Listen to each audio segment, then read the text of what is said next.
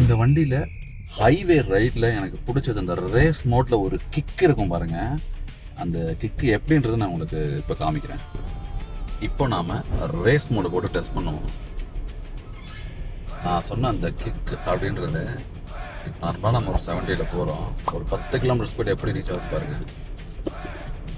இதுதான் இதுவே ரொம்ப பிடிச்சதுன்னா இந்த இன்ஸ்டன்ட் பிக்கப்பு.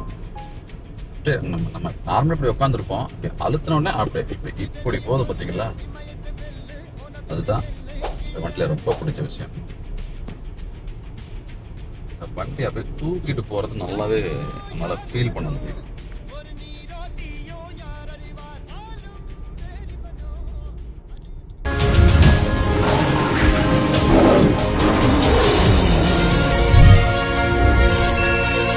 Lion Star.